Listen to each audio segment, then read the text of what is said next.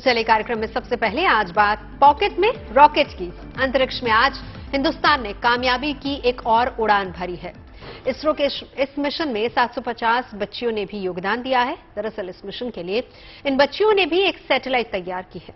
आपको बता दें कि इस सैटेलाइट का नाम है आजादी सैट-2। जब इन बच्चियों के सपनों के सैटेलाइट ने अंतरिक्ष में उड़ान भरी तो खुशी के गीत गूंजने लगे। इस युवा ब्रिगेड की लगन और जज्बा तो मानो कह रहा है कि रॉकेट तो इनकी पॉकेट में है। हमें बहुत खुशी हो रही है कि हम यहाँ पे आए हैं। यहाँ पर हमारा बस स्टॉप नहीं होगा। We are just rocking। अब ये कदम नहीं रुकेंगे। इनकी ये धुन, इनकी ये लगन अंतरिक्ष में भारत के उज्जवल भविष्य का जयघोष है। आज जब श्रीहरिकोटा के सतीश धवन स्पेस सेंटर से SSLV D2 लॉन्च हुआ तो इस कामयाबी में इन 750 बच्चियों की भी हिस्सेदारी थी। एक्सपीरियंस कैसा रहा आपको, क्योंकि 750 गर्ल्स हैं आप लोग, your across the coming from across the country, वो एक्सपीरियंस कैसा रहा? बहुत एक्साइटेड, बहुत थ्रिलिंग रहा। हमें बहुत मजा आया इस एक्सपीरियंस में। सब बहुत एक्साइटेड थे उस स्पेस को खुद देखकर। बहुत ही एक्साइटेड था ये मूवमेंट। हमें बहुत खुशी हो रही है कि हम यहाँ पे आ गए। हमारा एक्सपीरियंस मतलब हमें लगा नहीं था कि हम यहाँ पे आ जाएंगे, बट फिर भी टीचर्स की हेल्प से और स्पेस किड्स बहुत खुशी हो रही है। यहाँ पर हमारा बस स्टॉप नहीं होगा। हम और इस फील्ड में आगे जाना चाहेंगे। जो जो प्रोजेक्ट्स आएंगे हम उसको क्रैक करने की पूरी कोशिश करेंगे और ऐसे कहे कि हमने जैसे अपने सीनियर से इंस्पायर हुए, हम आगे और 10 लोगों को इंस्पायर करें। This is also a proof that girls are not limited to something else. We are just rocking.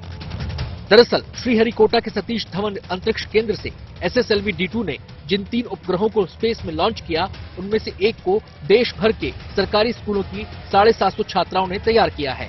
I feel like space for girls feels like a far dream. We think it is very far. Girls cannot go to space, but see, Kalpana Chawla, an astronaut from India, कहाँ पहुँच गई वो? So I feel space में girls जाएंगी तो उधम मचा देंगी, मजे कर लेंगे हम लोग और बहुत अच्छी-अच्छी ऊंचाइयों को छू लेंगे. So I feel like if girls get a platform, we are gonna rock.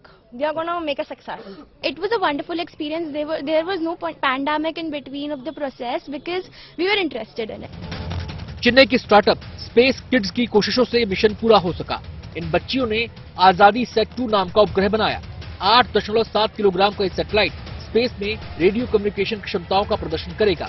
इस परियोजना के लिए 8वीं से 12वीं क्लास की छात्राओं को शामिल किया गया। The first signal from our satellite we've received. The satellite is deployed to 64U and the first message is Namaste World. To the world we wanted to tell Namaste World from G20 presidency. Science, technology, engineering and mathematics में महिलाओं को बढ़ावा देने के मकसद से इस mission को अंजाम दिया गया। जब इन बच्चियों ने अपने सपनों को हकीकत में बदलते देखा तो इनकी खुशी का ठिकाना नहीं रहा। और हो भी क्यों ना, ये वो बच्चियां हैं जिनके लिए रॉकेट बनाना बच्चों का खेल है। अंतरिक्ष विज्ञान के क्षेत्र में भारत के नाम कई उपलब्धियां दर्ज हैं और पूरी दुनिया भारत की स्पेस टेक्नोलॉजी का लोहा मानती है। और इन बच्चियों की लगन और जज्बे ने उम्मीदों को और बढ़ा दिया है। ये जता दिया है कि अंतरिक्ष में भारत का नाम और चमकेगा। श्रीहरिकोटा से शिल्पा नायर के साथ bureau report, good news today. अंतरिक्ष विज्ञान के क्षेत्र में भारत नए नए आयाम स्थापित कर रहा है, नई नई इबारतें गढ़ रहा है और इस कड़ी में इसरो ने एक और कामयाबी को जोड़ दिया है। आज इसरो ने SSLV D2 रॉकेट का सफल लॉन्च किया। जी हां, देखिए सफल लॉन्चिंग के साथ ही इसरो ने 3 सैटेलाइट्स को पृथ्वी की सही कक्षा में स्थापित कर दिया है। इसरो के इस मिशन में जो 3 सैटेलाइट्स अंतरिक्ष में भेजे गए हैं उनमें से एक अमेरिका का भी है।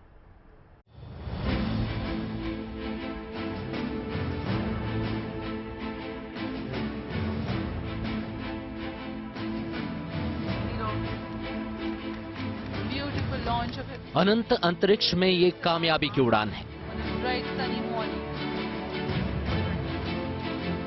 प्रज्वलन और सफलतापूर्ण उत्थापन SSLV यान का अपनी उद्देश्य कक्षा की ओर। इस उड़ान के साथ इसरो ने अंतरिक्ष की दुनिया में काबिलियत की एक और इबारत लिख दी है।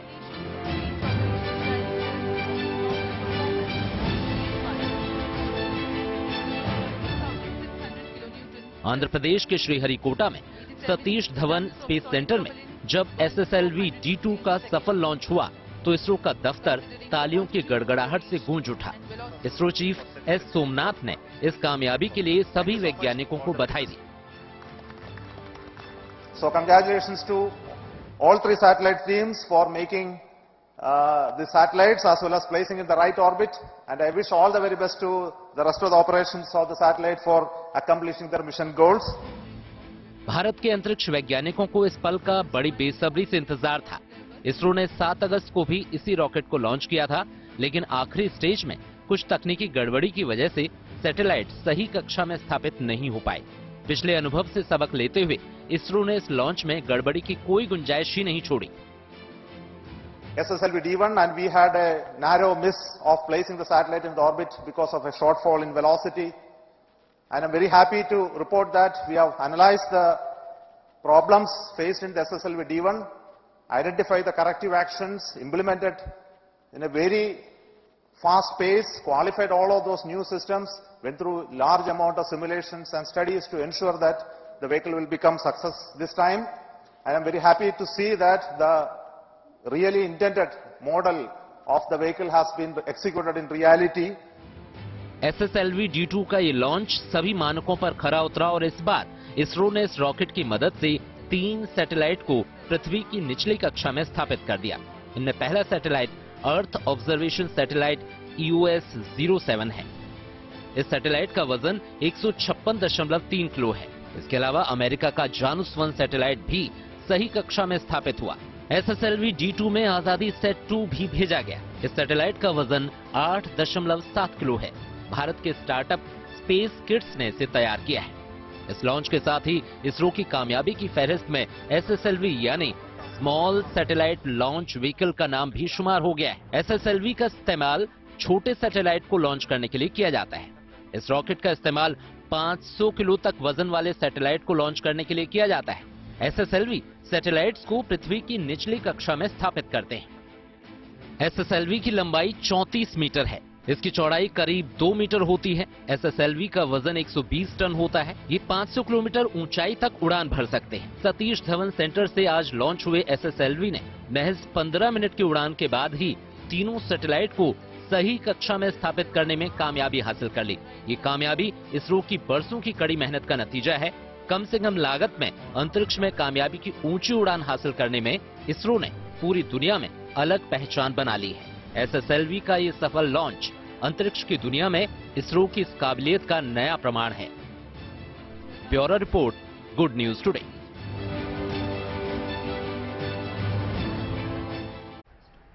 और अब बात निवेश की उड़ान की। जिस इन्वेस्टर समिट के लिए यूपी में पिछले कई दिनों से तैयारियां हो रही थी, उसका आगाज हो गया है। पीएम नरेंद्र मोदी ने आज लखनऊ में यूपी इन्वेस्टर समिट का उद्घाटन किया।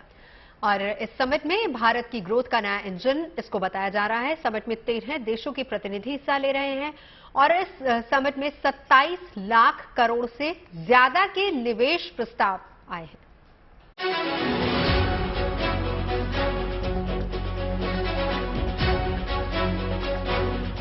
उत्तर प्रदेश के लिए ये लम्हा खास है और प्रदेशवासियों के लिए ये पल अनमोल है। निवेशकों का महाकुंभ लखनऊ में शुरू हो चुका है। ये तस्वीरें उसी ग्लोबल इन्वेस्टर्स समिट की हैं, जिसकी तैयारियों में लखनऊ जी जान से जुटा था। सबसे बड़े निवेश के इस महोत्सव का शुभारंभ करने पीएम मोदी लखनऊ पहुंचे और मुख्यमंत्री योगी आदित्यनाथ की मौजूदगी में यूपी को उम्मीदों का प्रदेश बताया। आज यूपी एक आशा, एक उम्मीद बन चुका है। भारत अगर आज दुनिया के लिए ब्राइट स्पॉट है तो यूपी भारत के ग्रोथ को ड्राइव करने वाला एक अहम नेतृत्व दे रहा है। उम्मीदें इस समिट से क्यों हैं, इसका अंदाजा इसी बात से लगा लीजिए कि निवेश के इस महामेले में 20 से ज्यादा देशों के 10,000 डेलीगेट्स शामिल हो रहे हैं। 27 लाख करोड़ से ज्यादा के निवेश का प्रस्ताव आया है और तो और 17,000 से ज्यादा MOU साइन भी हो चुके हैं। जाहिर है निवेश की ये पहल यूपी के लिए न केवल खास है बल्कि नई उम्मीदों के पूरा होने का रास्ता भी है। बीते कुछ वर्षों में आधुनिक इंफ्रास्ट्रक्चर उत्तर प्रदेश के इस इंफ्रास्ट्रक्चर की जो पहल है उसके परिणाम नजर आ रहे हैं। बिजली से लेकर कनेक्टिविटी तक हर क्षेत्र में सुधार आया है। निवेश के इस महामेले में यूपी को बहुत उम्मीदें हैं। राज्य सरकार को लगता है कि हाल फिलहाल यूपी की जो छवि बदली है उसका फायदा निवेशकों को जरूर होगा। उत्तर प्रदेश की जो अन्य तमाम संभावनाएं हैं, जिसमें उत्तर प्रदेश भारत की फूड बास्केट के रूप में जाना जाता है, खाद्यान्न, दूध, गन्ना, आलू व इथेनॉल उत्पादन में प्रदेश देश में नंबर 1 है। वाराणसी का सिल्क क्लस्टर, भदोई का कालीन क्लस्टर, ये प्रमुख टेक्सटाइल हब भी उत्तर प्रदेश के अंदर हैं। और इन सभी अन्य सेक्टर्स में जहां पर प्रदेश के अंदर संभावनाएं हैं, उन सबको बढ़ाने के लिए सेक्टोरियल पॉलिसीज इस दिशा में महत्वपूर्ण भूमिका का निर्वहन कर रहे हैं। यूपी के लिए निवेश का ये मेला कई मायनों में अहम है। रिलायंस ने यूपी में महानिवेश का भरोसा दिया है। टाटा ग्रुप भी यूपी में भारी निवेश की तैयारी कर रहा है। बिरला ग्रुप ही नहीं, करीब 13 देशों के उद्योगपतियों का भरोसा यूपी में निवेश को लेकर बढ़ा है। ऐसे में उम्मीद यही है कि ये मेला न केवल यूपी के सपनों को पूरा करेगा, बल्कि ये समिट यूपी की खुशहाली में उद्योगपतियों का सबसे बड़ा निवेश साबित होगा। लखनऊ में शिल्पी सेन के साथ समर्थ श्रीवास्तव, गुड न्यूज टुडे। और चलिए अब बात सुविधा और रफ्तार की कर लेते हैं। महाराष्ट्र को आज 2 वंदे भारत ट्रेन की सौगात मिली है। ये ट्रेनें मुंबई से सोलापुर और मुंबई से शिरडी के बीच दौड़ेगी। प्रधानमंत्री मोदी ने मुंबई में इन ट्रेनों को हरी झंडी दिखाई। जी हां, देखिए, इन ट्रेनों के चलने से महाराष्ट्र के कई शहरों को सीधे तौर पर फायदा होगा। शिरडी में हर साल आने वाले करोड़ों भक्तों को वंदे भारत ट्रेन के चलने से सहूलियत मिलेगी, क्योंकि उन्हें रफ्तार और सुविधा एक साथ मिल जाएंगी।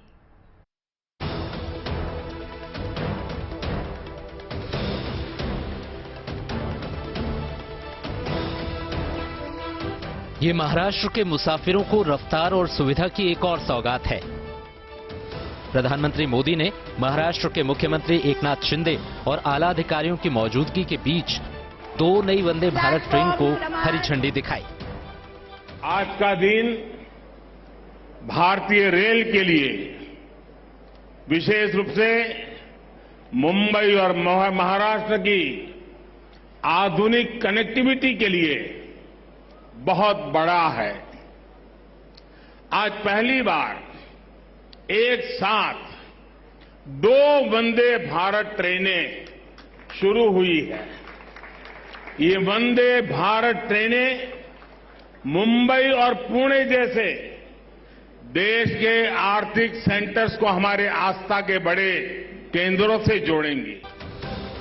अब महाराष्ट्र के शिरडी जाने वाले भक्तों का सफर सुहाना और पहले से ज्यादा आरामदायक होगा, क्योंकि केंद्र सरकार ने साईं बाबा के भक्तों को रफ्तार की सौगात दी है। महाराष्ट्र के लोगों को एक साथ 2 वंदे भारत ट्रेन का तोहफा मिला है। पिछले साल देशवासियों को 8 आधुनिक ट्रेनों की सौगात सरकार द्वारा दी गई थी। ऐसे में 8 वंदे भारत ट्रेनों को अलग अलग राज्यों के चलाया जा रहा है और लोगों की सुविधा के लिए इसको और भी आधुनिक बनाना लगातार जारी है। अब वंदे भारत ट्रेनों को महाराष्ट्र में चलाने के लिए सारे प्रबंध कर लिए गए हैं। इन 2 वंदे भारत ट्रेन में से एक मुंबई के छत्रपति शिवाजी महाराज टर्मिनस से शिरडी तक जाएगी, जबकि दूसरी मुंबई से सोलापुर के बीच दौड़ेगी। महाराष्ट्र में चलने वाली इन 2 वंदे भारत ट्रेनों की सबसे खास बात यह होगी कि ये पहली वंदे भारत ट्रेनें बनेंगी जो इंटरस्टेट चलाई जाएंगी। बाकी की वंदे भारत ट्रेन मुंबई से गुजरात हो या बाकी स्टेट से दूसरे स्टेट में जाने वाली ट्रेनों में से है, मगर इन ट्रेनों को महाराष्ट्र से ही महाराष्ट्र में चलाया जाएगा। 2 ट्रेनें जो हैं वो उपलब्ध कराई गई हैं महाराष्ट्र के लोगों को। एक CSTM छत्रपति शिवाजी महाराज टर्मिनल से सोलापुर तक जाएगी और दूसरी छत्रपति शिवाजी महाराज टर्मिनल से शिरडी तक जाएगी। पहली वंदे भारत ट्रेन मुंबई से शिरडी जाएगी, जो 340 किलोमीटर का सफर 5 घंटे 25 मिनट में तय करेगी। जबकि मुंबई से सोलापुर 400 किलोमीटर का रास्ता करीब 6 घंटे 35 मिनट में तय होगा। देश में अब तक 8 वंदे भारत एक्सप्रेस ट्रेनें अलग अलग रूट पर चल रही हैं। अब महाराष्ट्र को 2 वंदे भारत का तोहफा मिलने के बाद ये गिनती 10 तक पहुंच गई है। सरकार की कोशिश है कि वंदे भारत ट्रेनों का दायरा लगातार बढ़ाया जाए, जिससे कि सुविधा और रफ्तार वाले सफर का आनंद ज्यादा से ज्यादा ट्रेन मुसाफिरों को मिल सके। पारस दामा, मुंबई, गुड न्यूज टुडे। और अब रुक करते हैं गुजरात का, जहां कच्छ में G20 डेलीगेट्स की शानदार मेहमान नवाजी की गई। विदेशी मेहमानों को हमारी सांस्कृतिक विरासत को करीब से देखने का मौका मिला। दरअसल देश भर में इन दिनों G20 डेलीगेट्स की बैठकों का सिलसिला चल रहा है। इसी कड़ी में टूरिज्म वर्किंग ग्रुप की बैठक का आयोजन कच्छ में किया गया, जिसमें शिरकत करने ये डेलीगेट्स पहुंचे थे। कच्छ के रण में विदेशी मेहमानों का ये परंपरागत स्वागत देखिए। लोक संगीत और नृत्य के जरिए कच्छ के धौलावीरा में G20 प्रतिनिधियों की आवभगत की गई। टूरिज्म वर्किंग ग्रुप की मीटिंग में हिस्सा लेने आए इन मेहमानों ने यहाँ की मिट्टी की खुशबू को महसूस किया, यहाँ मौजूद पर्यटन की संभावनाओं को टटोला। 3 दिनों तक चले इस कार्यक्रम में 100 से ज्यादा डेलीगेट्स ने शिरकत की। इस कार्यक्रम का आयोजन गुजरात के पर्यटन मंत्रालय ने किया था। मकसद था टूरिज्म, स्किल डेवलपमेंट और निवेश की दिशा में दुनिया का ध्यान इस ओर खींचना। इसी लक्ष्य के तहत यहां मेहमानों को कच्छ के सफेद रेगिस्तान की भव्य सांस्कृतिक और प्राकृतिक विरासत के दर्शन कराए गए। इस दौरान हड़प्पा सभ्यता के केंद्र और यूनेस्को की विश्व धरोहर सूची में शामिल धौलावीरा को करीब से निहार कर ये विदेशी मेहमान बेहद खुश नजर आए और इस अनुभूति का इन्होंने खुलकर इजहार भी किया। Bureau report, good news today. जमने लगा है होली का रंग। कान्हा की नगरी के अलग अलग मंदिरों में होली से जुड़े कार्यक्रमों का आयोजन हो रहा है। लोग न केवल रंग गुलाल के जरिए बल्कि कान्हा की भक्ति में डूबकर उत्सव मना रहे हैं।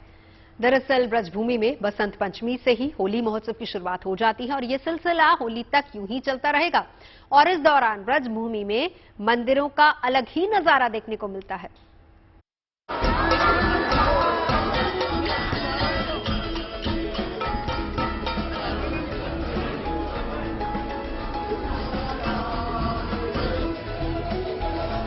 एक दूसरे के गालों पर गुलाल लगाते,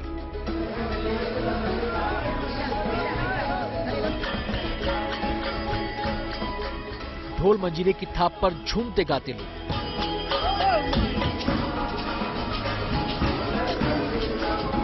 ये तस्वीरें मथुरा की हैं।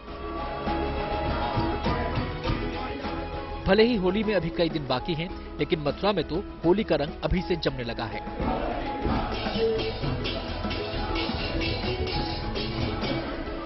ये तस्वीरें बता रही हैं कि यहां अभी से होली की तैयारियां शुरू हो गई हैं।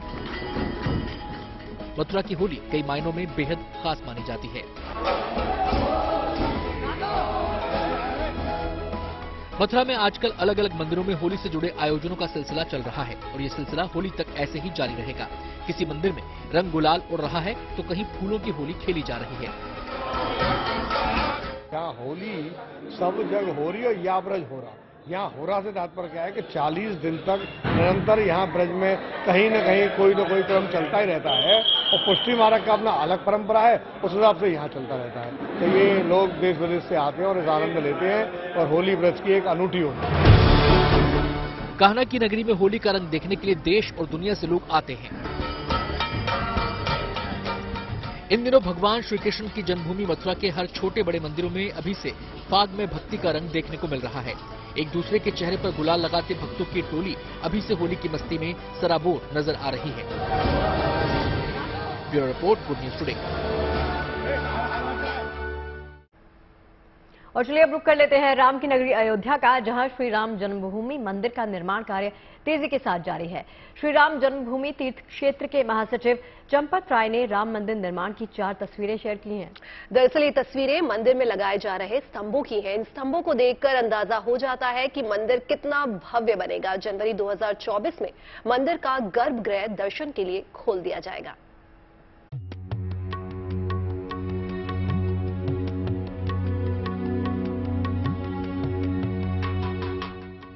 ये तस्वीरें आस्था की हैं। ये तस्वीरें अयोध्या में बन रहे प्रभु श्री राम मंदिर निर्माण की हैं, जहां राम भक्तों का इंतजार अब खत्म होने वाला है। आस्था और श्रद्धा की नगरी अयोध्या में राम मंदिर निर्माण का कार्य जोरों पर है। श्री राम जन्मभूमि तीर्थ क्षेत्र के महासचिव चंपत राय ने मंदिर निर्माण की ताजा तस्वीरें शेयर की हैं, जिनमें मंदिर का अलौकिक नजारा दिखाई दे रहा है। ताजा तस्वीरों में मंदिर में लग रहे स्तंभ नजर आ रहे हैं। मंदिर ट्रस्ट की तरफ से कुल 4 तस्वीरें जारी की गई हैं। इन तस्वीरों को देखकर ही एहसास हो जाता है कि मंदिर कितना भव्य होगा।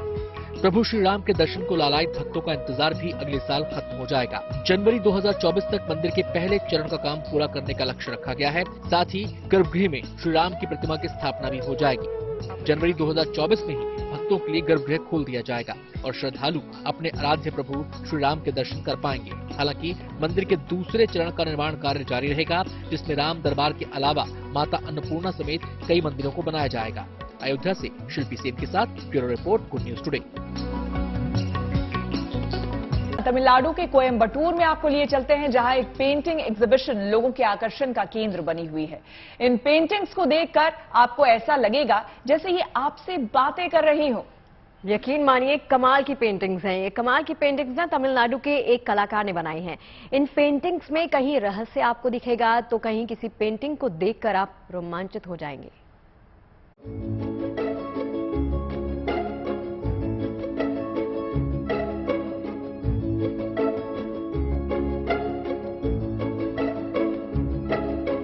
दीवारों पर सजे ये रंग मात्र पेंटिंग नहीं बल्कि कलाकारी का नायाब नमूना है। बोलती तस्वीरों की प्रदर्शनी तमिलनाडु के कोयम्बटूर में लगी है। इन पेंटिंग के किरदारों को देखकर ऐसा लगता है जैसे वो सीधा हमसे मुखातिब होना चाहते हैं। अब जरा इस पेंटिंग को ही देख लीजिए। इसमें जंगल है जिसमें एक दरिया है। ये पेंटिंग इतनी सजीव है, लगता है मानो मगरमच्छ बाहर आ जाएगा। इसी तरह एक्वेरियम के अंदर से प्यार लुटाने के लिए मछली कभी भी आपके करीब आ सकती है, या फिर हो सकता है कि जलपरी पानी पिलाने के लिए आपके सामने प्रकट हो जाए। क्या हो अगर सालों से पेंटिंग में कैद मोनालिसा शेक हैंड के लिए अचानक आपकी तरफ हाथ बढ़ा दे, या फिर किसी तस्वीर से चाय की प्याली आपकी तरफ सरका दी जाए।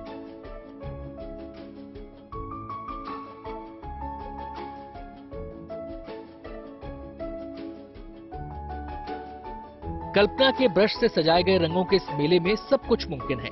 यहाँ आप मस्ती की मूड में दिख रहे हाथी के साथ रस्सी कूद का भी मजा ले सकते हैं। इस दौरान पेंटिंग के अंदर से मंकी अपना हाथ बाहर निकालकर आपके साथ एक सेल्फी भी ले सकता है।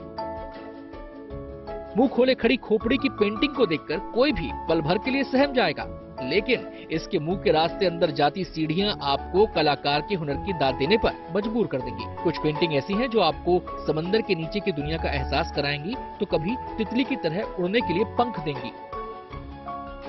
अलग अलग भावों के रंगों को पेंटिंग्स में ऐसे पेश किया गया है कि दीवारें बोल उठी हैं। Bureau report, good news today. कामयाबी का जश्न मनाते और उत्सव का रंग दिखाते चाय पर चर्चा का ये सफर अपने आखिरी पड़ाव पर आ गया है। देखिए, ये वो पड़ाव है जहां हम आपको कहते हैं टाटा और बाय बाय। तो चाय वाली ये मुलाकात और अच्छी खबरों का ये साथ बस यूं ही बना रहे, हमारी तो बस यही दुआ है। दुआओं में बड़ा असर होता है और इन्हीं दुआओं की बदौलत दर्शकों के साथ हमारा चाय वाला रिश्ता हर दिन मजबूत हो रहा है।